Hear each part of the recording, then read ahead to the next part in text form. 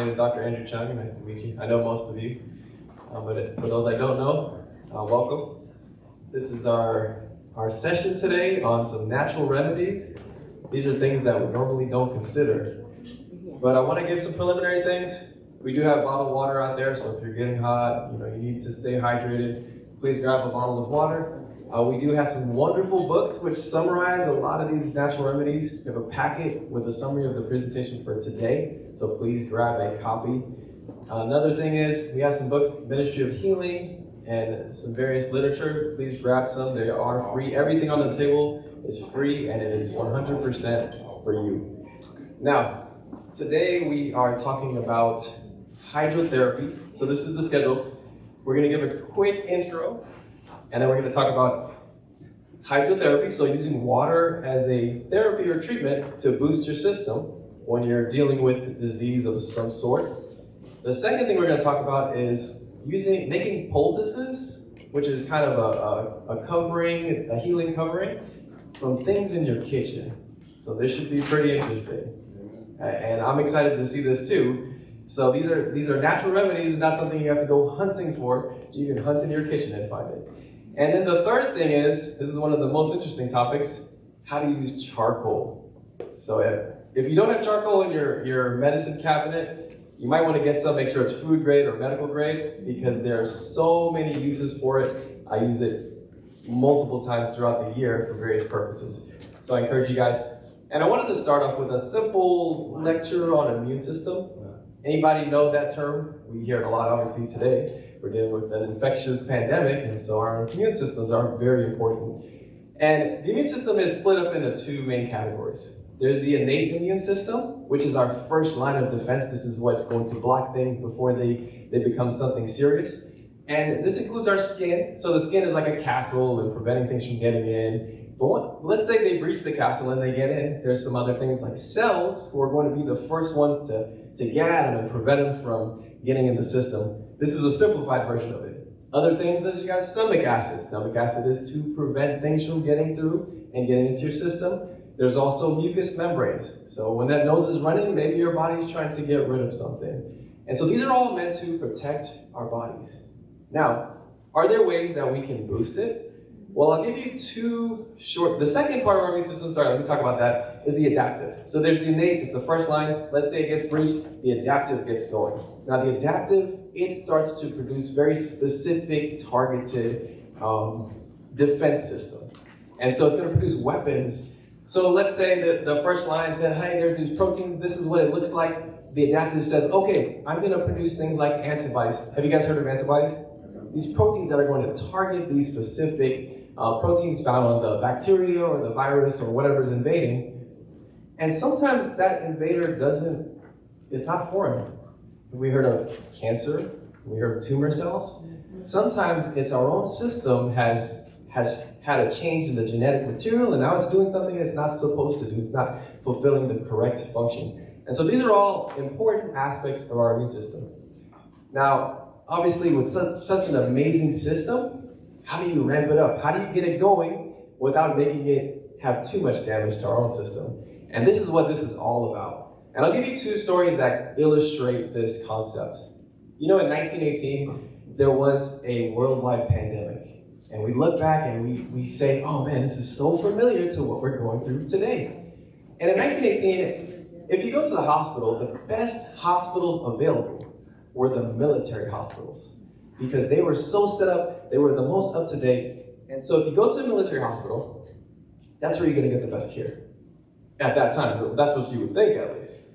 But when you did it, there was a comparison between a sanitarium, which is obviously not a military hospital, and the military hospitals. They tried to determine, hey, what were the rates of getting pneumonia? Because with the Spanish flu, if you get pneumonia, there's a 1 in 2 chance that you're gonna die. Is that pretty high? So if you get a 50% chance I'm gonna die if I get pneumonia, I don't wanna get pneumonia from this because that's gonna really scare me. And so what they found was the sanitarium, led by Dr. Rule, had a 2.5% conversion from that flu to pneumonia. 2.5%. Guess what the military hospital had? You would think it's the most up-to-date. It must have the lower percentage. It had 17% conversion from flu to pneumonia flu. And so what did they do different? What did Dr. Rubel say is credited for having such low rates of pneumonia, of treating it so early? He said it was two things: good nursing care, and would a military hospital have good nursing care too? The second thing was water therapy, hydrotherapy. And so I hope that excites you guys about what we're learning today, because these are things you can do at home. These are things we can help our neighbors with. These are things we can help our friends and family with. And so I hope that excites you. The second story I want to tell you about is actually about charcoal. I love charcoal at our house. Anytime there's a GI bug that the family gets, we're taking some charcoal. And we're going to talk about that today. And I had a story that a colleague, he came up to me. I'm an eye care physician, so ophthalmology is my specialty. He said, I got all this swelling in my eye. I went out and I was working with poison ivy, and I touched my eye. So he got all this swelling around his eye. And he said, he's a medical professional, so he said, I've tried the medications and they're really not working. The creams, they're not working. And I can't sleep at night. Can you imagine trying to go see patients the next day and you're not getting good sleep? It can be pretty nerve-wracking. And so I say, it sounds like you've tried most everything I would have recommended, but if I were in your situation, I would make a charcoal poultice and put it on my eye. Thankfully, he knew what a charcoal poultice was, which is rare. And he went ahead and he did that night. He came to me a day or two later and he said, I want to thank you for telling me to do that charcoal poultice. That was the first night I've had a complete night of sleep since I've gotten this. Can you imagine how powerful that is? No more itching all night. He slept the whole night. And so, as Susan comes up, she's going to give an intro to our speaker. We brought the best of the best, is what my understanding is, in teaching these things. So I hope you guys are excited as I am, and I will go ahead and turn it over. Thank you, Dr. Chung. And I just want to give you a very warm welcome once again. I realize that this is a 4-hour session. That is a long time. But, we tried to shorten it up, and there's just too many good things to share. So we said we're going to do the whole thing, and we're going to have an extravaganza. And so that's what we're having this afternoon, and thank you so much for being here. So yes, April, I just want to say a couple words for her. Number one, I have just enjoyed getting to know her. I have enjoyed meeting her today for the first time, and she is beyond even what our correspondence was by email and by phone over this time. She's just a treasure, and I know that you're going to enjoy her. She works in the New Start program at Weimar University, and she's been there for about 10 years, and she is the head of their massage and hydrotherapy department. She also does, they have a monthly program, and she does the hydrotherapy and massage for their monthly New Start program around probably 12 months a year. And she also is one of their presenters when they have their annual summit. So she's very well versed in this topic, and we're just delighted to have her with us today.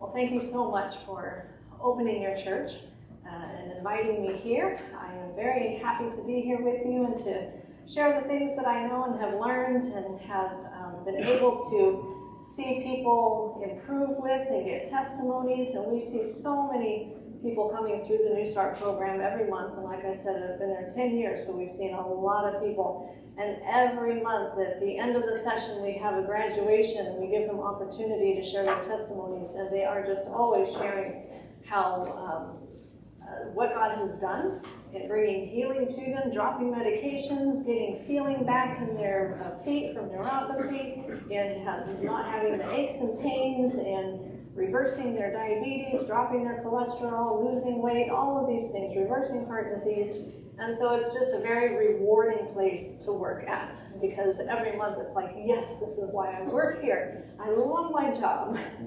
And so I get the privilege and opportunity of sharing every month with our New Start guests. I teach them a class on hydrotherapy and on charcoal. And then the one on poultices is one that I did a couple of years ago for one of the health summits. And so that is something that will be sharing here with you today. So we're going to be talking first on hydrotherapy.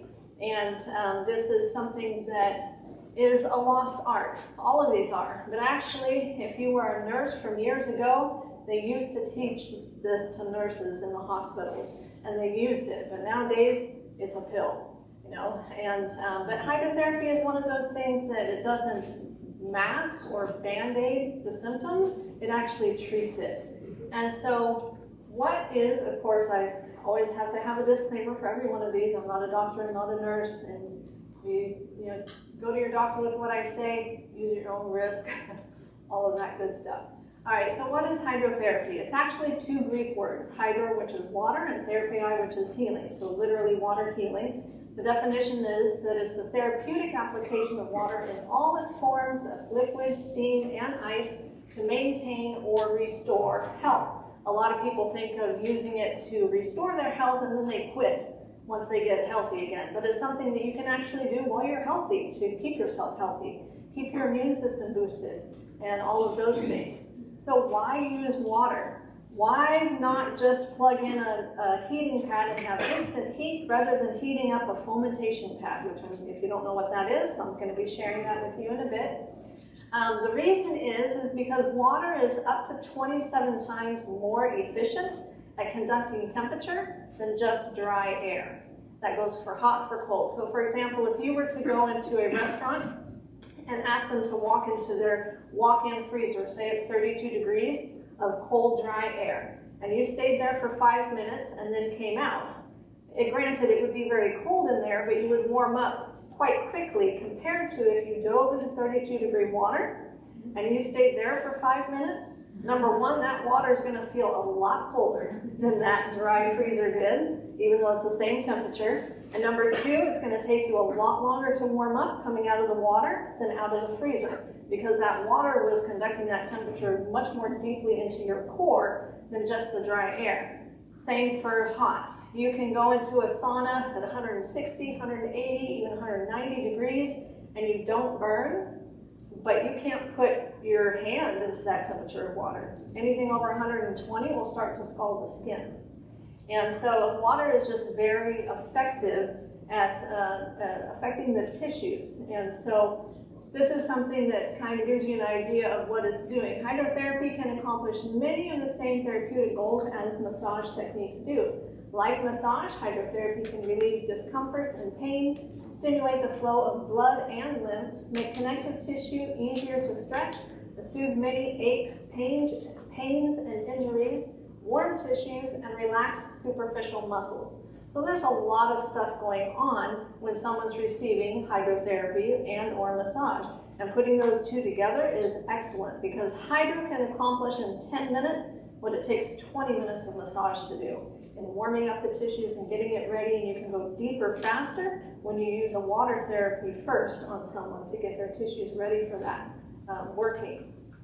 All right, so you can see some arteries here. In the middle is just a normal artery. In the center is the blood flow, and around it is a little muscle wall. And so what happens when you're doing hydro and you apply heat to any area of the body or full body, it causes vasodilation, and it opens up the blood vessel, kind of like when you get your eyes dilated. It makes the pupils really big, right? It opens it up, and so it's increasing the blood flow to that area, and it's the blood that's carrying the oxygen, the nutrients, the white blood cells, all those good things that are needed for the healing of the tissues. What happens when you apply cold is what you see on the far right, and that is vasoconstriction, and it constricts the blood vessel. As you can see, the muscle wall is kind of reacting like you do when cold water hits you. Ooh, it tightens up. And that, when that happens, it's pushing the blood away from the surface, and as it's being pushed away, it's carrying away toxins and waste matter. So then when you apply, combine the two, hot and cold, and you go back and forth and do a contrast treatment, which we're going to be talking about a lot of contrast today, you're bringing the fresh blood there, you're bringing all that good stuff to nourish the tissues, and then you're pushing the blood away, and you're carrying away toxins and waste matter, and then you bring more fresh blood, and then you push it away, and you bring more back, and you push it away. And for one thing, you can tell that that's increasing the blood flow just in itself by the blood vessels dilating and contracting themselves, and it's doing a lot of other things as well. So the physiological effects of contrast treatments, since so much of what we do is contrast, we're just going to go over this real quick. Contrast treatments increase circulation, which then promotes healing, because perfect circulation requires perfect healing requires perfect circulation. It causes a reflexive stimulation of related tissues and organs. So in other words, when you're doing hot and cold to one area of the body, it's affecting somewhere else. If you do hot and cold to the feet, it'll stimulate the abdominal organs, the respiratory system, and the brain. If you do hot and cold to the chest, it'll stimulate the kidneys. You can use this to your advantage if you have a broken arm or a leg and you can't get it wet because it's in a cast. Because if you do hot and cold to the unbroken opposite side, it'll increase the blood flow to that broken side by up to 25%. And so you can then promote the healing and speed the healing of that broken arm or leg by doing that. Contrast decreases musculoskeletal pain, and that's just moving, getting things moving and flowing as they should be.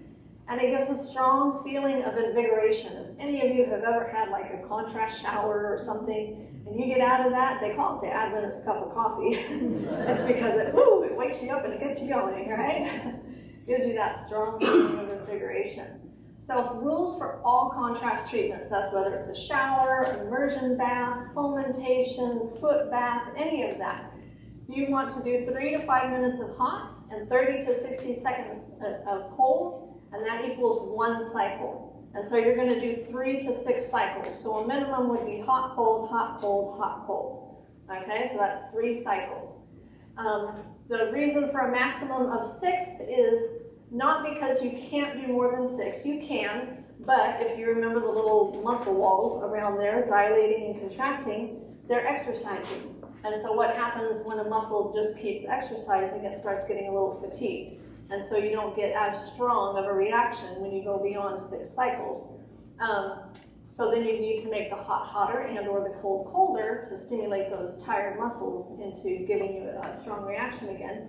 Another thing that they have found is they've done some studies on measuring the white blood cell count during the cycles of contrast and hot and cold, because contrast treatments increase your white blood cell count. It causes the bone marrow to release more white blood cells into the bloodstream.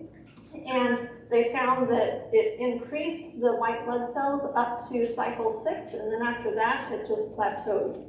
And it never increased after more cycles. And so that's hence the reason, the 2 reasons for 3 to 6 cycles.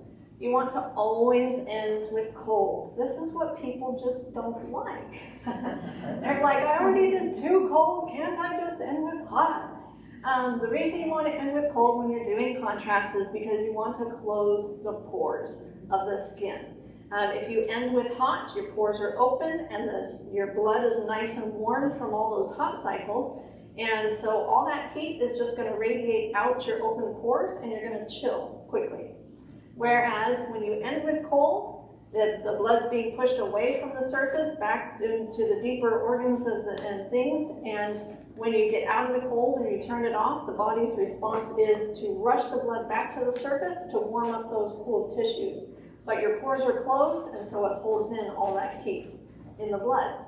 And you're actually left warmer longer when you end with cold than you do when you end with hot. So always end with cold, always close up those pores. Diabetics, you just need to be mindful not to exceed 102 to 104 for your hot. And the temperature ranges are on your handouts that you have. You should have folders with the handouts, the PowerPoints, as well as handouts. They give specific instructions. But that's just to be mindful. And that's because a couple of reasons diabetics tend to have some level of compromised circulation, whether it's mild, moderate, or severe. And they may not always be able to tell you an accurate feedback of when a hot is too hot. And so this is just the low range of hot, and so it shouldn't burn them. They may not be able to fully feel the temperature and think, oh, that's not hot enough. But you're going to be using a thermometer to keep track of it, because you can't depend on their feedback. If anyone has any lack of sensation, you can't depend on their feedback. You need to to check it yourself with a thermometer. You need at least 20 degrees Fahrenheit difference between the hot and the cold to get a good reaction. And so if your hot is 102, then going down to at least 82, which doesn't sound too bad, right? But actually, an 82 in the shower is not like an 82 outside, nice sunny day. People are always starting to around 90, and we're like, it's only at 90. I'm like, no, it's not, your thermometer's wrong. But it feels a lot different. But I always say start with what you can tolerate. If you can only tolerate 10 degrees, then do that. Because, and especially if you're sharing this with someone or having them do it, you want them to want to do it again. I had one lady who came to the New Start program a while ago, and she would not let me get her into the contrast shower, and I always promised her that I would only take her to her tolerance. She would not, no, I'm not going to do it. She finally told me why. Is because one day she was traveling with a friend of hers who always ended her showers with cold, and this one morning, this lady was in the shower, and her friend told her, oh, when you're done, turn it down to cold, you'll love it. And she's like, really? She's like, yeah, you'll love it. So she did it. She turned it all the way down to cold. That's why she wouldn't let me do it when she came to New Start, is because I am never doing that again. That was so horrible. And so if someone's not used to it, don't force them like that. You gotta start with what you can do, what you can tolerate, and then as you do it, you'll be able to increase your tolerance to it, okay? Keep warm after the treatment. That's important. You actually need to rest and to keep warm, because that gives the body reaction time. And it needs that to be able to hold the effects of the treatment longer and better, okay? So contrast shower or contrast bath. On your handouts, I don't have it as a bath actually, because most people don't have two tubs side by side that you can get in and out of, but you can get creative, use a hot tub and a garden hose, you know, a jacuzzi, and then get a watering trough for animals and fill it with cold water, just something. And you can do a contrast bath. That's actually what Dr. Nedley uses twice a day for his depression recovery patients, is contrast immersion bath, because it's natural shock therapy to the brain. It wakes up the frontal lobe. But anyone has a shower, right? So a contrast shower or bath is going to increase your blood circulation. It's going to increase your immune system, and it does that partly increasing your lymphatic circulation, which is part of your immune system, increasing your white blood cell count, increasing your metabolism, and I always say it has the great potential for increasing your self-control, right? Can you imagine why? Because when you're in that shower, you got to make yourself go to cold and hold it for 30 seconds at least. Some people just turn it down to cold, and then like 5 seconds later, which the first 5 to 10 seconds is the hardest because it's the initial shock, and they're like, oh, I can't do it, and they go back to hot. You know, but it does take discipline. I had a friend who hated cold, and most people do it. It is uncomfortable. You have to make yourself do it. And so she decided, after she heard me give this lecture a couple of times, she's like, okay, I'm going to end my showers with cold. I'm going to do contrast showers and make myself do this. She said after a few weeks of doing that, she started noticing that she was having better self-control and discipline in other areas of her life, just because she was doing hot and cold in the shower in the morning. So it does take discipline. And I suggest that you decide you're going to do it before you step into the shower, rather than saying, oh, we'll see how I feel after 3 minutes of hot. All right, so some do's and don'ts. You do want to turn around, get all sides of you. You want to raise your arms in the hot and the cold. What's the tendency in cold is to clamp them down, right? But actually you have a lot of lymph nodes under there. And so if you're wanting to stimulate your immune system, it's good to get that hot and cold under the arms. And the more you do it, the more natural it will become. As I mentioned, you want to end with cold. You don't want to hold your breath and tense your muscles and not breathe while you're going to cold. The reason for that is when you're tensing your muscles against it, 1, it makes the cold feel colder, and 2, it's cutting off the blood being able to flow freely, which is what you're wanting it to do. You're wanting it to push that blood away and carry away those toxins and waste matter. And so you want to, instead of tensing up and holding your breath, you want to take slow, deep breaths, because it's harder to tense when you're breathing deeply, okay? So just remember to breathe deep, don't end with hot, And you don't need to exceed a minute of cold. Some people think, oh, well, if 1 minute's good, I'm gonna do 5 minutes of cold. You know, the more the better. But actually going beyond 1 minute starts having an opposite effect. And so in this kind of treatment, it's not necessary for that, okay? There's other treatments that may go over a minute, but not that.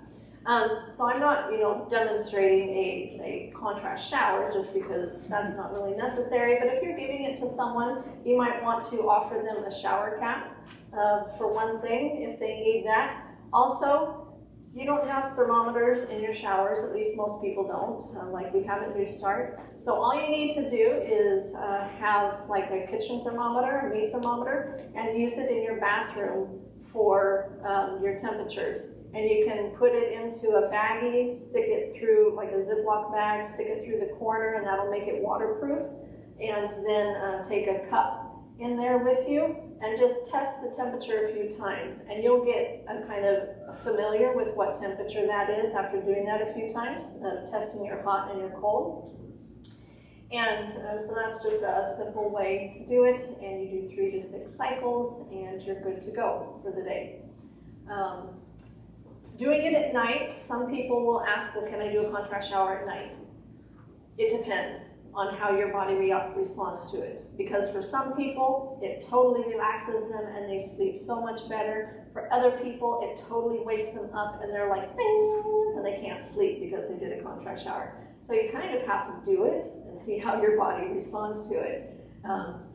So cool down shower is something that is not a treatment in and of itself. It's actually a way that you end a full body heat treatment, like a sauna, a Russian steam bath, a hot bath, any of those kinds of full body heat treatments. You're needing to rinse off the sweat for one thing and close the pores. So all it is getting out of the heat treatment and stepping into a warm shower, and then when they're ready for cold, or when you're ready for cold, going down to that cold for 30 to 60 seconds, and that's your cool down shower. That's it, you're done. And then you dry off and you go rest and drink water. Resting afterwards is anywhere from 30 to 60 minutes. So a minimum of 30 minutes of resting, a maximum of 60. All right, so that's just a simple thing. So contrast foot bath. All right, I have a helper. I need her to come up here for me now, please. A contrast foot bath is something very simple to do. And on your handouts that you have, they should look like this, that you have the columns across.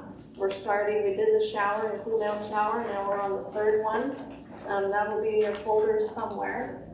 And that is what has all the information of temperatures, the supplies that you need, what you would be doing this treatment for, and all of that. So I'm not going to go over all of that information. I'm just kind of giving you a visual of how you would do the treatment. And you need to read your handouts to find out what you would not do it for. Because water is not innocuous. You can't do more harm than good if you give a wrong treatment to someone. And so you need to know what you're doing, and that's why the information is there for you. And that would be listed under the cautions. That'll tell you what not to do it for, okay?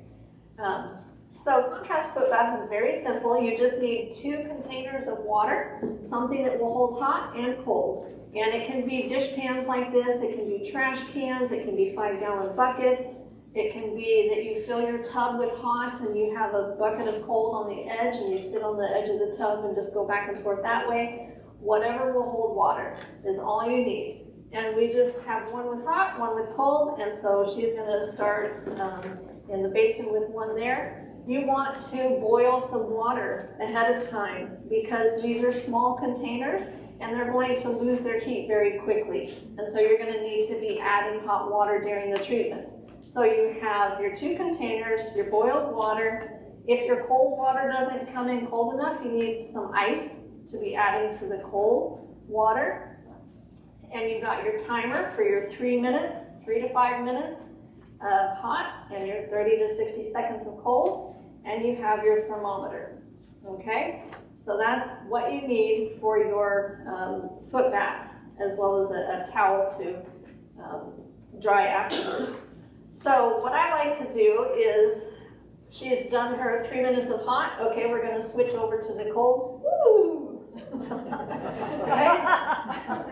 The safest way to add the hot water is while they're over in the cold, you then add the boiling water into the hot. You've got your thermometer there, you're checking the temperature so you know it's not getting too hot and it's not going to burn them. And then when their minute of cold is done, it's ready for them to come back over, and you've never had to pour boiling water in the dish with their feet in there and potentially burn them. Okay? So that is the absolute safest way to do it, and absolutely, if they have any form of neuropathy or anything like that, where it can potentially be life-threatening if you accidentally burn them, you will do it that way. Now, there is another way of doing it. It's the second best way, and that is if the dish is large enough and they want to tell you how hot to make it, if they don't have diabetes or they don't have neuropathy, they don't have some limiting factor, and they can tell you how hot, you're going to have them put their feet over to the side. You put your hand in between their feet and the water that you're pouring in. Make sure you pour very carefully, because if anyone then gets burned, it's you and your hand and not them, okay? And you're going to be stirring it in, and they tell you, okay, that's enough. But like I said, the first way is the safest way that you will ensure that you will never burn anyone's feet. Other than that, if it's in the middle of the cycle and they're like, oh, it just feels like it needs more hot water, you can just have them lift their feet out while you pour a little more in, okay? You're just always safety of the what we call them clients or the patient, safety of the patient first. You want to always be mindful not to cause any sort of harm or injury. And so then she does her 3 to 6 cycles back and forth, and we are then ending with cold, right? We always end with cold in hydro, and then we're just going to dry the feet afterwards. And you want to get it thoroughly dry. And in between the toes and everything, do it carefully. Ask them if it's painful or ticklish for them. But especially if they're putting on socks and shoes, their feet need to be very dry. And so that you're not encouraging any fungal growth or anything like that. And so then after their feet are fully dry, you give them some water to drink and they go rest. And that is a contrast foot bath. Now for doing a hot foot bath, we're just going to take one of these away. And you don't need that cold one, you just need the hot, and you need to boil some water ahead, and you need to have your thermometer and your timer. A hot foot bath is anywhere up to 20 minutes. This is excellent to do for headaches or migraines because it helps draw the blood from the head down toward the feet. It's good for chest congestion, sinus congestion. Any type of upper body congestion is good for menstrual cramps for women because it draws the excess blood from the abdomen, any of those kinds of things. If you're doing it for headaches or migraines, it's also good to have a basin of ice water and wrap that cold towel around the head. And so it's constricting the blood vessels here and it's drawing the blood down to the lower body. And so that really helps with headaches and migraines. The hot foot bath is anywhere up to 20 minutes. And you can see here on the picture, there's some things I don't like about it. I don't like how they're adding the hot water to the foot bath. As you can see, their feet are in it and their hand is not in there and they could potentially burn them. So don't pay attention to that part of it, okay? But you can make it a full body heating treatment by wrapping them in a blanket like that. So it can be with or without the blanket. It depends on what effect you're wanting. And a little more of that is on your handout that you can read. But just for the simplest form of a hot foot bath, we're simply soaking the feet in hot water for anywhere up to 20 minutes. And we're having them lift their feet out every now and then to heat up the water with our boiling water. And then at the very end, you just want to end with a quick cold. So you could either have some cold water for them to dip their feet into, or you could have a pitcher of cold water, have them lift their feet, and you pour that over their feet and then dry them thoroughly, and that's the end of the treatment. Now, if you did it as a full body heating treatment with the blanket, that made them sweat. And so then they need to do a cool down shower or something to clear off the sweat, close the pores, and then they go rest. All right? So our next one is a Russian steam bath. This is also in a chair. The pots. I need the pot, sister. This is where we have a hot foot bath, as you can see, that we just talked about. We also have a hot plate and a pot of water. Thank you. So we're just going to pretend, I don't have a hot plate, so we're going to pretend this is a hot plate. This goes completely underneath the chair. It's not halfway out like what's in the picture. It's under the chair. And I prefer to use a pot that has a wider opening so you have more steam source. And so something like this with a couple inches of boiling water, that's going to go on your hot plate underneath the chair. And her feet are in the hot foot bath. We've got our boiling water nearby so that we can be keeping the foot bath hot. And what we're going to do, this is a full body heating treatment. What we're going to do is we're going to take a large bed sheet and we're going to wrap it all the way around and secure it in the back. Now it's good to have like little clips where you can secure it and make sure, or you can tuck it behind the chair there and lean back, yep. And then around this sheet, you want it around the foot bath and everything.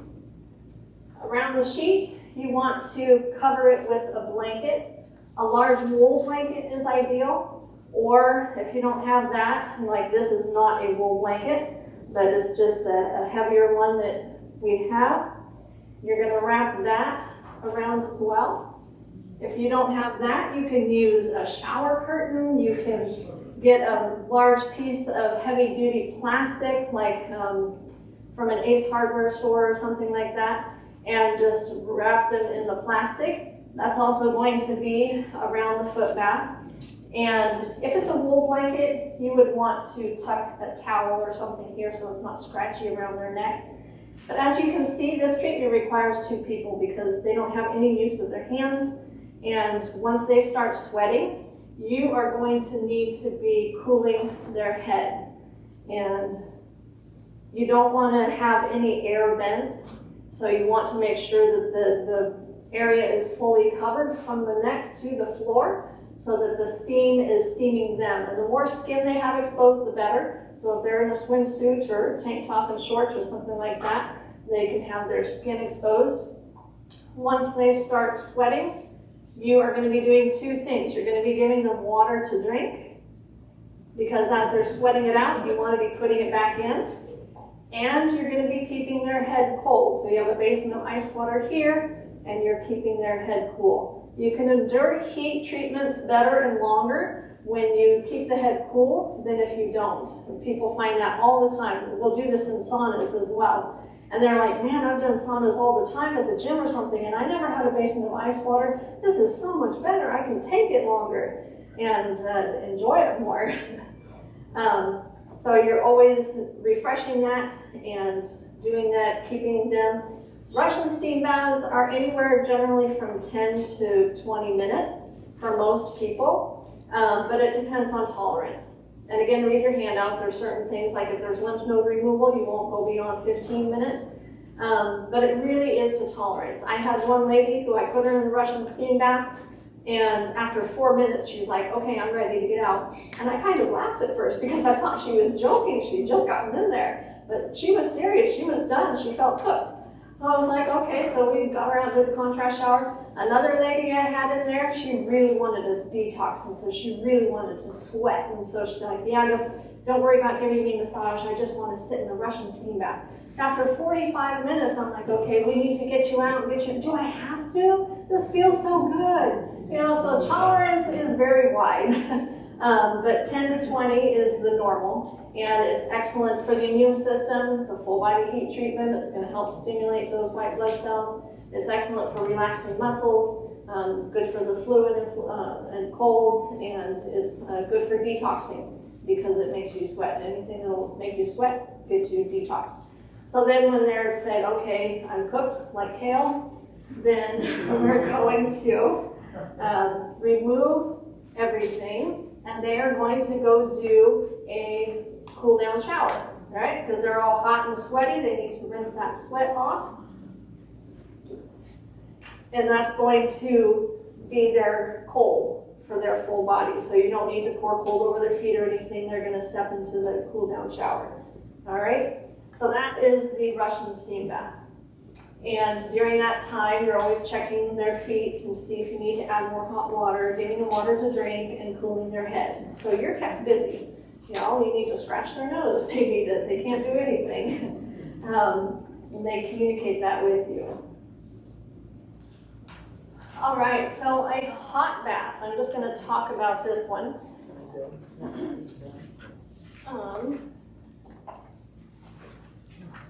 If you're close by. Yeah, thank you. A hot bath is something very simple to do, and most people, a lot of people have baths in their homes, and it's something that you can either just do a hot bath or you can add things to it. I put a few optional additives there on your handout as ideas just to get you going. You can do an Epsom salt bath. You know, everybody's heard of that, right? Do a couple cups of Epsom salt in there. That magnesium, it relaxes you, it helps detox you as well, it helps pull out excess fluids. It's doing a lot of things. You can do a charcoal bath, and we are going to be talking about charcoal a little later. But my one point of caution with the charcoal bath is it all depends on what type of material your tub is made of. Because if it's a porous material like fiberglass, you are going to forever remember that you took a charcoal bath in that tub. It'll be stained, right?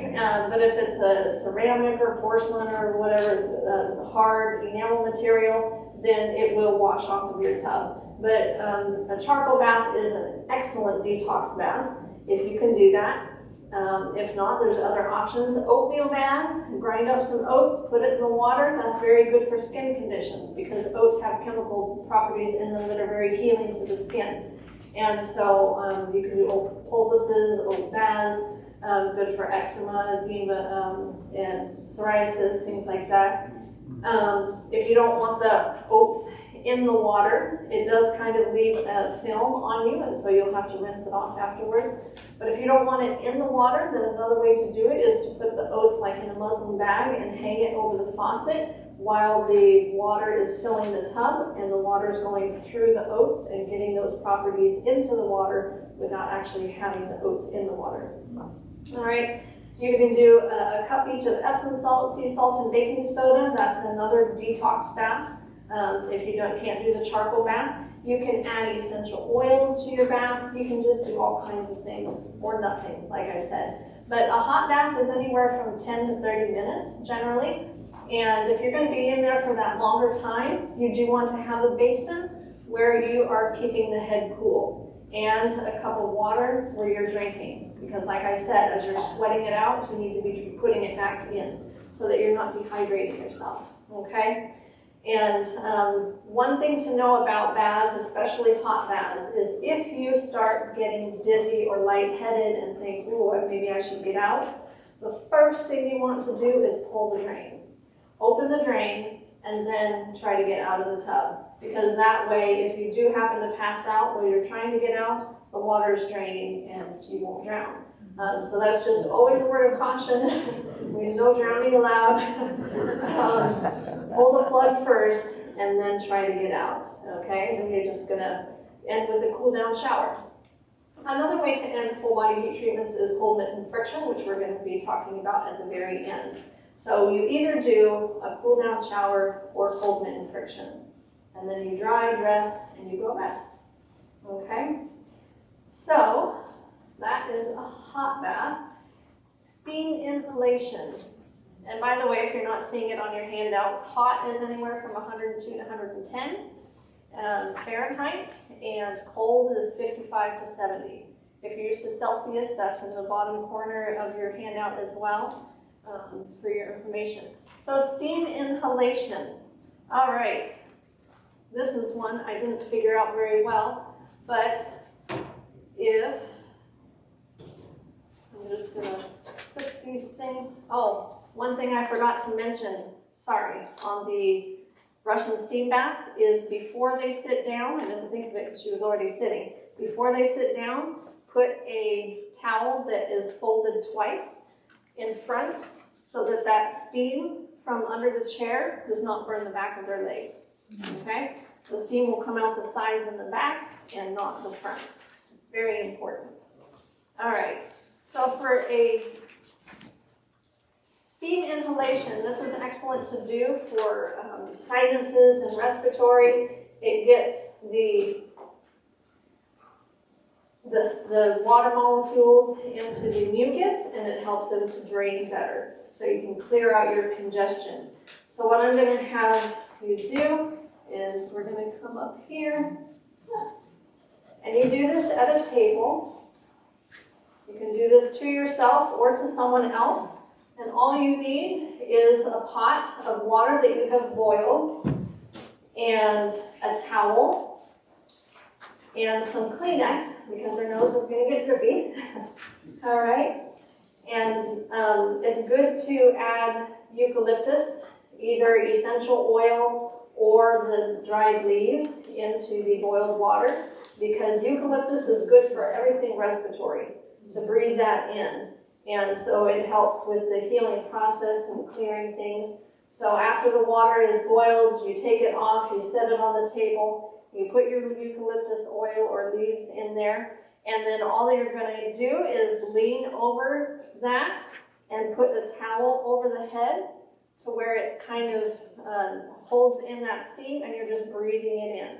Now, of course, you want to be mindful that you are not burning your face or your lungs by what you breathe. So if it's too much and you need a little air pocket, just push out the towel and let some of that steam escape to where it's a temperature that you can safely breathe in, okay? Another way to do it is if someone is bedridden, then you can use an umbrella and you open that umbrella and they're in the bed, you put that umbrella over them. And then you're going to put a sheet over the umbrella and it creates like a tent there inside their bed.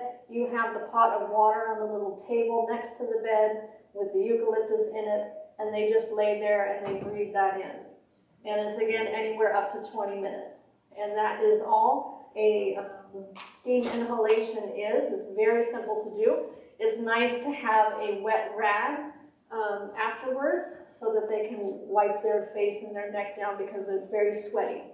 And so just wipe them down with a cool cloth and dry them and they're good to go and to rest. If they are doing it in a bed though, I would recommend because you don't want to be getting the bedding all wet, that you lay some sort of plastic underneath them so that they're not then laying in a damp bed afterwards. So you can just take that plastic away and the sheet away and they're nice and dry and can just continue laying there resting afterwards. Okay. Salt glow. All right, so salt glows are very fun to do. They're very simple to do. All you need is, I'm just going to have you stand here. If you're doing this to someone else, you can do it to someone or you can do it to yourself, either way. But all you need is a bowl of salt, and at New Start we use Epsom salt because it has the magnesium. So it's therapeutic in that way as well, and it's not drying to the skin like table salt is, although you can still use table salt. If you use table salt, ladies, just don't do it for 24 hours after shaving, or you will not appreciate that. But with Epsom salt, it doesn't matter whether you have shaved or not. But you're going to get basically a couple of cups of salt in a container, and you want to get it wet, like damp sand consistency.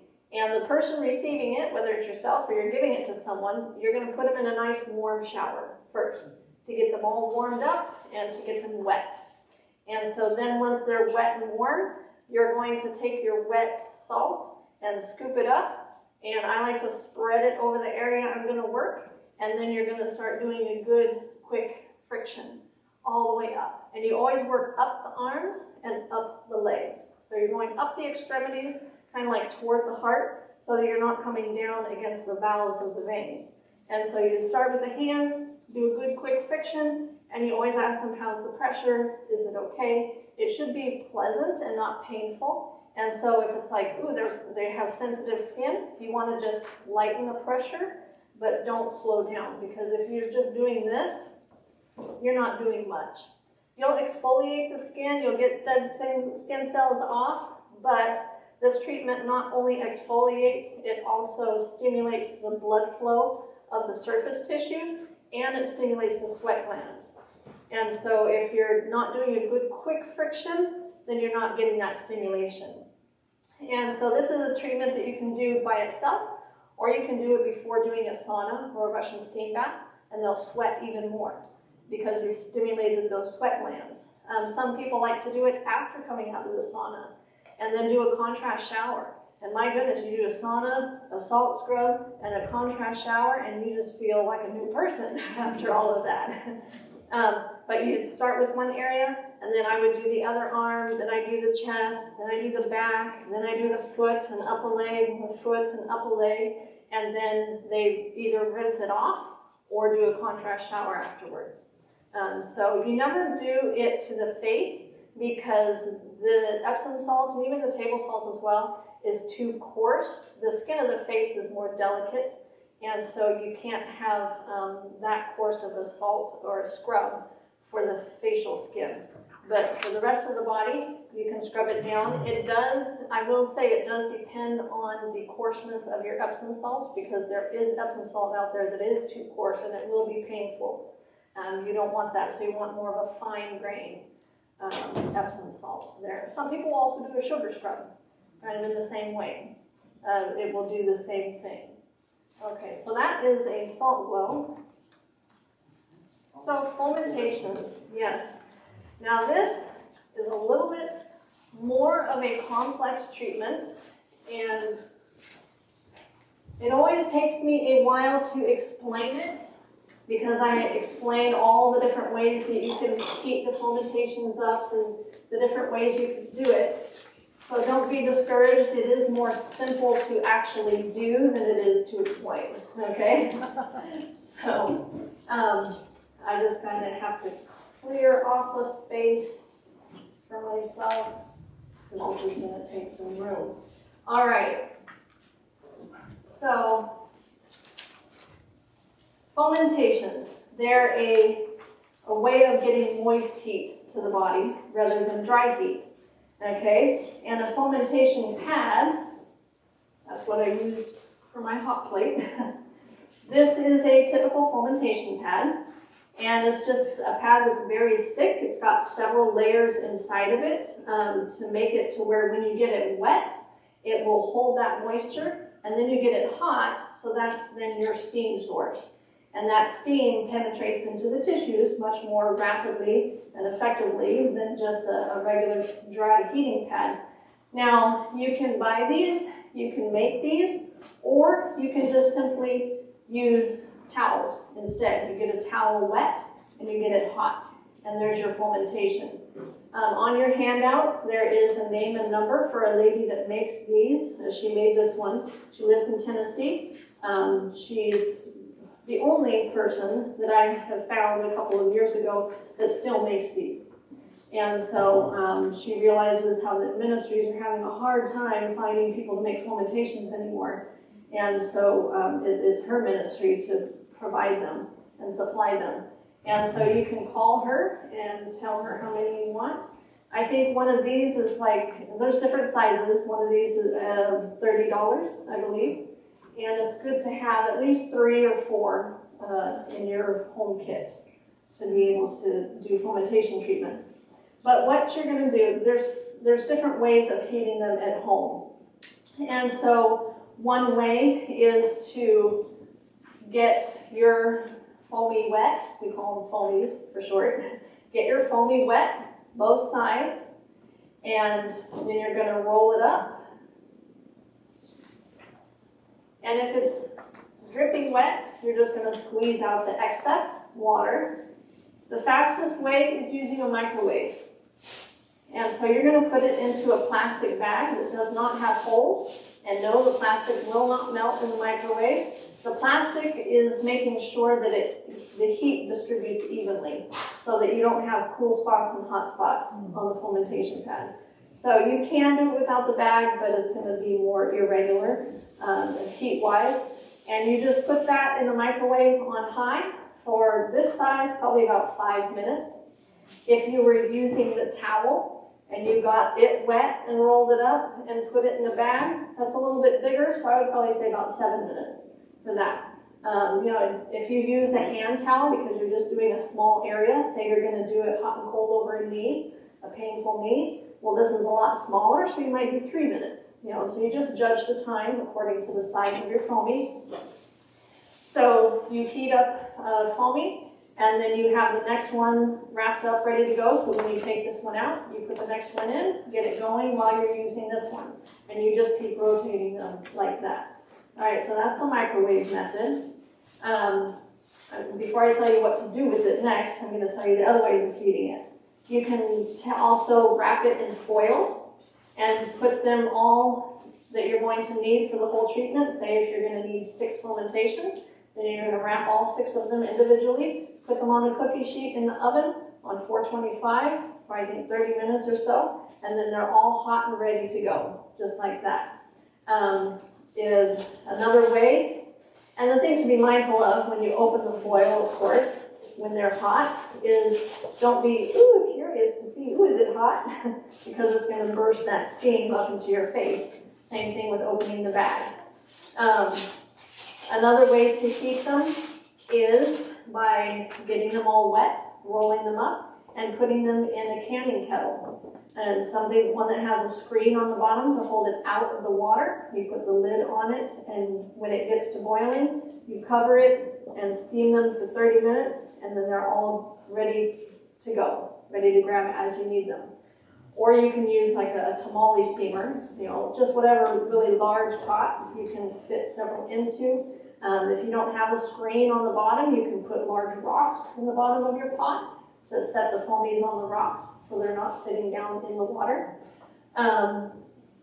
Another way is, and this is the third world country way if you need it, because it's always good to know this just in case, and that is you have a pot of boiling water, a large pot. This is much too small, but just pretend this is a big large pot. You're going to roll up a towel and you stick the middle of that into the boiling water and making sure that the edges don't get hot, and then you're just going to wring that out, and then that middle part is your fermentation part.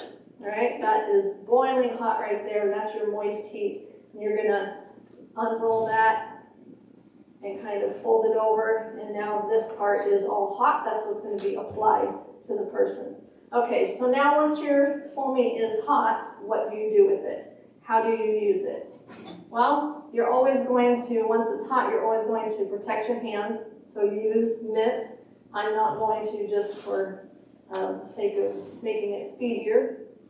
But what you're going to do is you're going to wrap it in something.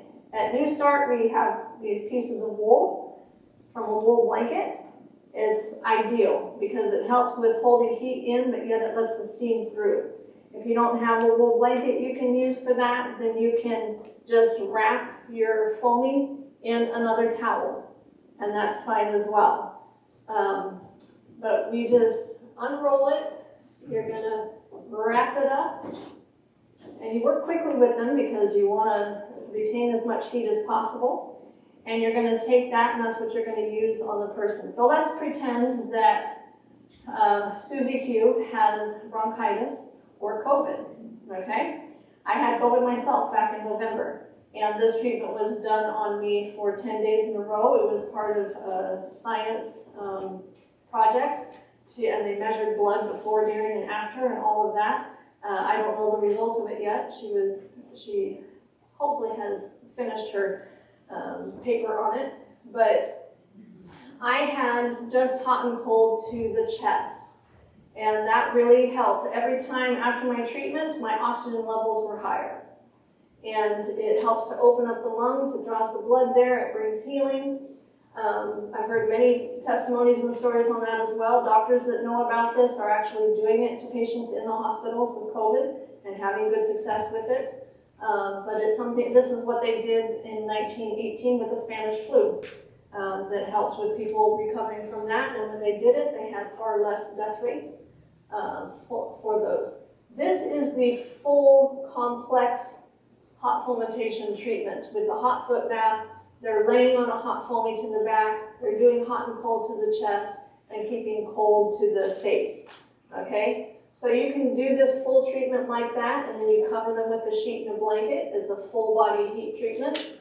And if you do the foot bath, again, it's good to add the eucalyptus to it as well.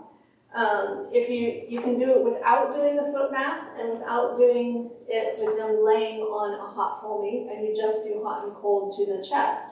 Or if they prefer, or if it's a very large busted woman, you can do it on the back, hot and cold to the back, because that will also stimulate the lungs as well, and without having to go through so much tissue. And so it's something that, this is the full version, but you can simplify it. Does that make sense? Okay. If you do the full version and it's the full body heat treatment, that's when you need the cold to the head, over the eyes, the forehead, the neck. You can get the carotid arteries to cool the blood to the brain and all of that. So let's say that Susie Q has bronchitis and she's really congested and we need to do some hot and cold to her chest. Well, we're going to have her laying on one hot one. And whenever they lay on it, you put the foamy down first, and then you cover it with at least 3 layers. So this bath towel is folded in thirds, and you're going to start with them. Okay, then she lays down on that. And then we're going to have this other one that's all hot and ready. I've got protection on my hands, of course. And we're going to use this for her chest. If we're using the microwave, we've got the next one heating up while we're doing this. Another thing that you can do is if the kitchen or wherever you're heating it is kind of far away from where they are on the couch or the bedroom, is you can heat all your foamies up, roll them up, and put them in an insulated chest, like an ice chest, and then have them there next to the couch or the bed so that you can just reach in, grab it, and put the next one on. Because you do need a fresh one for every cycle that you do. Even though the one you just used still feels hot, it's lost a lot of heat, you cannot use it again. So you need to have a fresh one for every cycle.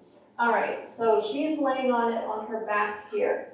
And then we're going to do it across the chest. So we have another towel that's folded in thirds, and that's going to go across the chest here. And then we lay that fomentation down on the side that has one layer toward the skin. And that's going over her there. And I like to then take another towel and just cover that up. Hold in even more heat so that it penetrates down into her tissues there. You always have hand towels beside you in case either the back or the chest gets too hot. If the back gets too hot, you help Susie sit up.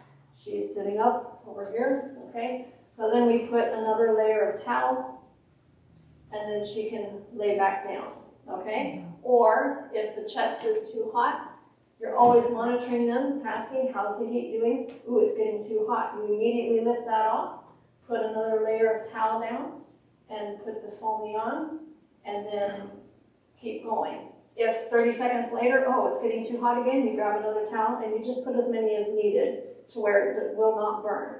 If you have to leave to go get your next one, you check and make sure how's the heat doing, make sure it's comfortable, and let them know. If it gets too hot while I'm gone, take it off of you. It's better for them to remove it than to burn, okay? So they need to always know that they have that option.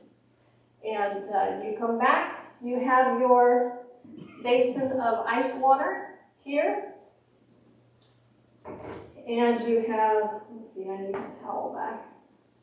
You have a hand towel in that ice water, You have your next hot fermentation there ready to grab, so as soon as you're done with the cold, you put that hot right back on. You want quick exchanges, okay?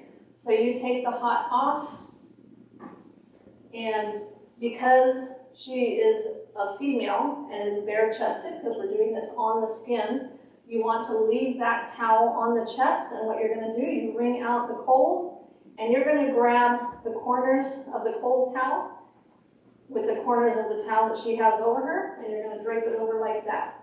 And then that always keeps her covered, and that's the same thing you do if you're doing it over someone's glutes for hip pain or glute pain.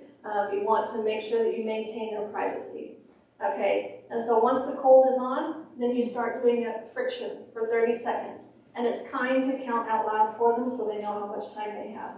For this treatment, I don't do more than 30 seconds because after that, the towel's quite warm, and to go for a minute is pointless because it's not cold anymore.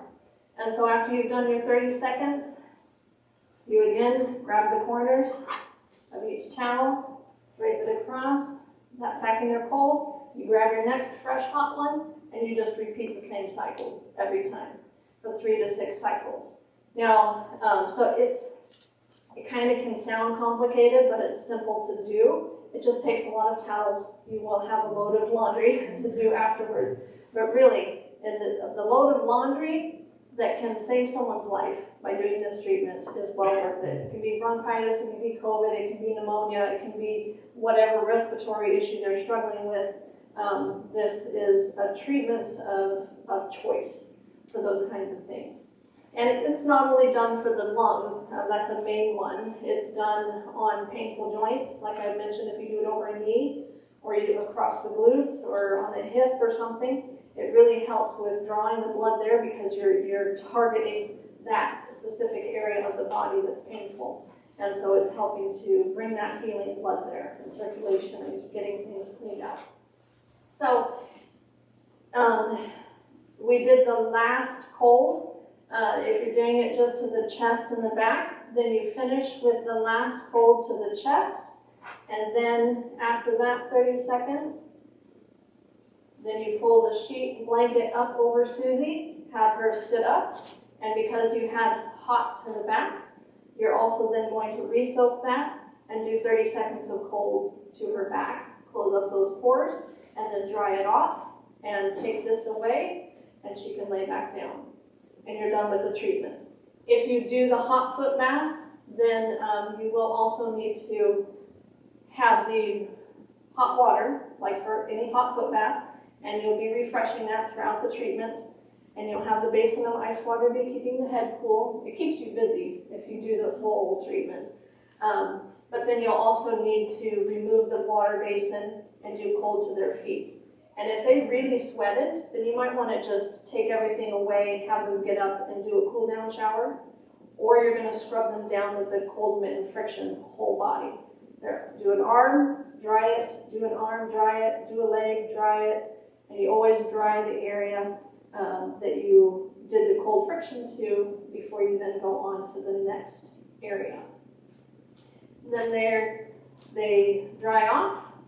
They go rest, they stay warm, and that is their treatment. And this you can do it up to 3 times a day if they're really sick. You know, you may save the towels and just do the load of laundry once a day. You don't have to clean it after every single time. But it's something that you can, you know, it's not going to harm them to do it more frequently, especially if they're in a more severe condition. And then the better they get, you can lessen it to once a day, and then every other day, and then 3 times a week, and then, you know, they're well, they're good to go. Okay, so it's well worth knowing how to do that. Where'd my clicker go? There we go. Because like I said, it is a treatment of choice, especially for COVID issues and things like that. And I know some may be curious. I had said that I had COVID back in November. And some people will ask me, well, what did you do? Now, there's a whole lot of things that you can do, and some people do it differently than others, but I will just read off the things that I took and did. For hydrotherapy, I did 2 to 3 hydros a day, and I did either 1 to 2 contrast showers I always did a contrast shower in the morning. Sometimes I did one at night before bed. I did steam inhalation with the eucalyptus, and I did the contrast fomentations to the chest. And so those were the hydros that I did. The things that I took NAC twice a day. I took grapefruit seed extract every 16 drops a day. I did 1,000 milligrams of vitamin C 3 times a day. I took 10 to 15,000 IUs of vitamin D3 a day. I took 3 drops twice a day of oregano oil. I did iodine spray occasionally. I did 3 droppers 3 times a day of Tommy's tonics, which is has garlic and ginger and horseradish and different things in it. I took 1 to 2 Defense Plus tablets a day. I took 300 milligrams of magnesium a day, 10 milligrams of melatonin, and zinc when I thought of it. So I did a lot. I tried to really blast it. And so here I am today. Right? Do you have this written down, or could you provide us with the list? You went pretty fast. Yeah, I did. Sorry. I was going to put it on a slide and I forgot so that you guys had it. But I don't have it. I can just come to me afterwards and I can tell you. How severe was your congestion? How long were you sick? I was sick probably for 3 weeks, and it took me 2 weeks to get my energy back. But I will say, the reason for that is because I was not able to rest. Big thing with COVID, and I've heard it with many other people too. You've got to rest. And for various reasons, I was not able to get much rest at all. And so I was doing these things. I would have been much sicker if I had not. And because I had demands on me that I had to keep going. And so, yeah, I missed about 3 weeks of work. And then it took me, my energy took a while to get back. All right, cold mitten friction. So this is very simple, and we are just about done. I know I'm supposed to be, I think, done right now. Cold mitten friction is a very simple thing to do. It can be a treatment of its own, or like I said, ending a full body heat treatment. All you need is a basin of ice water, and we use these mitts that were made out of old towels that had tears and stuff, and so we salvage the good parts. If you don't have mitts, you can just use a washcloth in each hand. But the idea is, you can come up please, you're going to squeeze that out, and then what you're going to do is, again, that good quick friction, and you're going up the extremities. And you go up several times, and again, this is, this is an exfoliation treatment, but it's also a cold treatment, so it's stimulating things even more. And if you go up twice, this part, especially if they did a full body heat treatment, this part is warmed up from their hot skin. But this side is still cold, and so I just flip it over, and I go up 2 more times. And then you re-soak it, you do the other arm, you re-soak, do a leg, re-soak, do a leg, till you've done the whole body. And that's just scrubbing the body down with that cold mitten friction. Closing up those pores or stimulating things is good for bedridden individuals as well to increase their circulation, all of those kinds of things. All right, a couple ending quotes here. Tonic, hydrotherapy, and massage together with regulation of the diet, attention to general hygiene, outdoor life, and judicious exercise. I always ask the New Start guests, what does that sound like? Like New Start, right? All these things, hydrotherapy, massage together with New Start, will result in the greatest possible good. And that's from Elements of Hydrotherapy for Nurses by Dr. George Abbott. And so I highly encourage you to take all the handouts and info that you have, study it more, become familiar with it. This quote from Counsels on Health, page 169, I love this. The things of nature are God's blessings, provided to give health to body, mind, and soul. They are given to the well to keep them well, and to the sick to make them well. Connected with water treatment, that's hydrotherapy, they are more effective in restoring health than all the drug medication in the world. And that's amen to that, right? Because it's actually doing something to heal the root causes of what's causing the sickness or the ailment, and not just masking it or covering it up. And I think I had a quiz, but we're going to skip that part, and we're going to take a break right at this point, a 10-minute break.